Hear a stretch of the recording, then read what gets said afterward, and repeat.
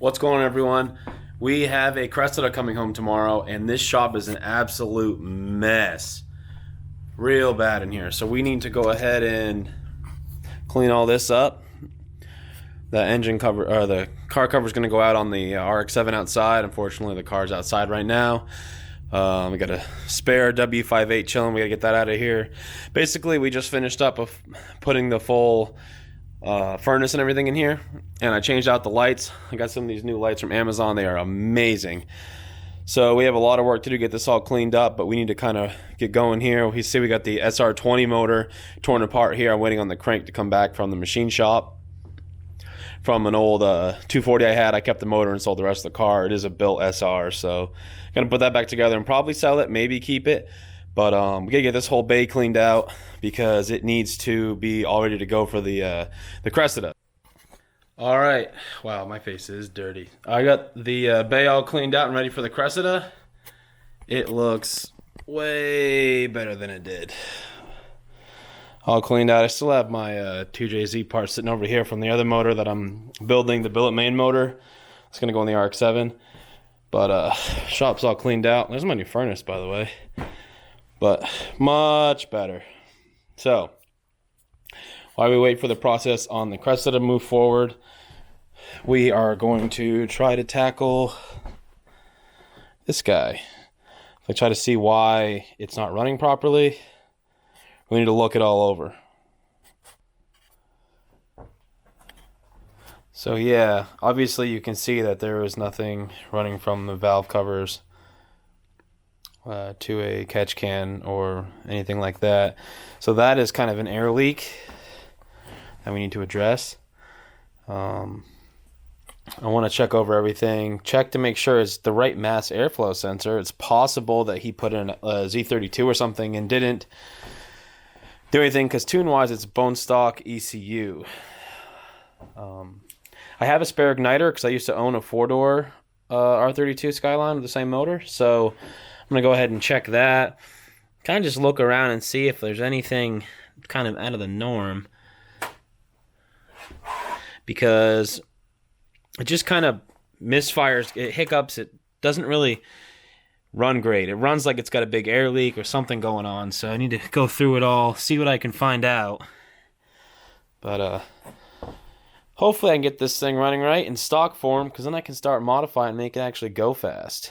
But I'm not touching anything performance-wise until I can make sure that it's healthy and running great, and then we can have some fun.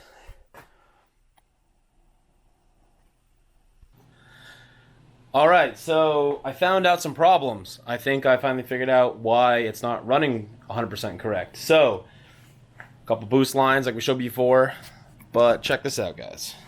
So, this right here, that guy right there, this was hooked up to it, and as you can see, it's way bigger. So that just, like moves all around, doesn't stay on. So that's a big leak, which goes directly to the intake. That's, as you guys know, the booster for the brakes there. Another problem, see if I can get in here so you can see this. You can see right there, there's a vacuum line that's not plugged off that goes right to the throttle body. All right. And then, as we already talked about, these guys got to get hooked up to something, because that's just sucking air in. Unmetered air is the main problem we're going with here. I found another problem. Not sure if you're going to be able to see that down in there, guys, or not. Right down in there where my flashlight's pointing, we have a coolant leak, so I'm guessing it's out of the back of the head. Pretty sure it's coolant. I tasted it. Didn't taste very well. Got to figure that out. And then, as far as everything goes, it's not hooked up correctly. That's it. He did a pretty good job overall, outside of most everything not being tight when I picked it up. But that's all been taken care of course. We did that on the lift. So at this point, we got some vacuum lines to cap off, fix that coolant leak. I'm going to order a catch can, something nice. I don't want to build my own, it just takes too long. I want to just buy one and then build my own lines. I'm probably just going to pull the valve covers and do AN fittings at the same time, but powder coat all that. But before I do any of that, I just want to get it running right. So that's going to be the main goal here, is just to get the kit, throw it on with regular hoses, and just make sure I can get it running properly. And then I can take it all apart and powder coat everything. Probably going to go bigger turbo, and probably going to go to a forward-facing setup. As you guys know, I'm sure by now that a lot of guys like to run the forward setup here and ditch all that crap, and then bigger turbo. It just looks much more pleasing. I don't want to go too big because I want this thing to actually have good power for drifting, but not come on too late. So we're talking like a 3076 maybe, somewhere around there, like a precision 58, 55, somewhere in that area. That's the goal. But what a lot of people don't know, and I don't even know this, and I actually already owned an RB20 car before, that's metal. So I can, once I get rid of this pipe and everything out of the way, I can powder coat all that one color and it'll look really nice. Probably going to buy a Freddy forward facing, a knockoff Freddy, just because I'm not balling out. And then we got to go around and tackle the body. But my main goal right now is to get it running right, order some stuff, get it going there, and I'll get that on the way. In the next video, hopefully we'll have this thing running right and blowing donuts and pissing off some neighbors.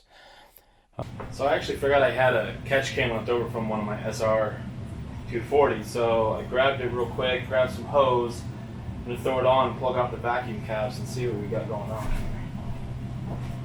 Not entirely sure if I'm going to leave this on this for long, but at least it takes care of our current situation. Fresh case.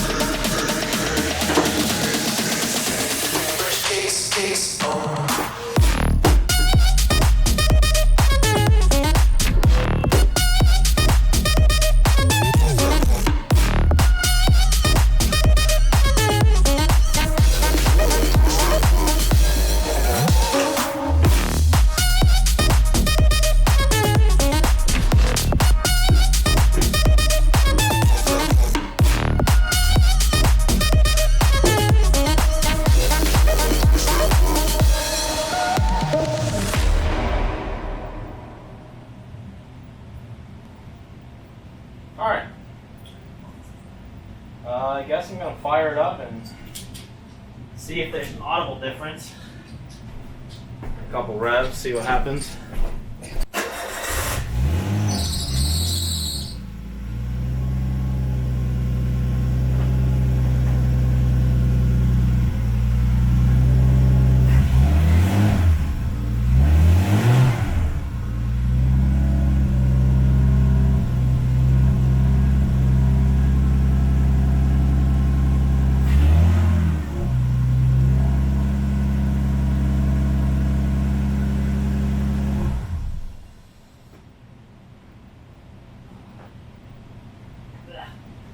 It's a little smoky.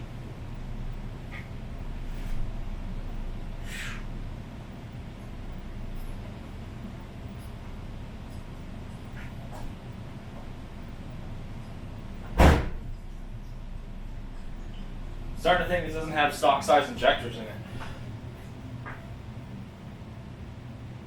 Smells like an old carbureted V8 at this point. I guess the next step, I'm gonna have to grab a wideband from our shop, hook it up, see what it's reading. Saw has red injectors. I think those are GTR injectors. I'm pretty sure the factory ones are yellow that come on the RB car. I'll have to look into that. But at least I tackled those few things. And I did get confirmation. We're going to get a Cressida tomorrow. So, thanks for watching. See you guys in a couple days with a Cressida.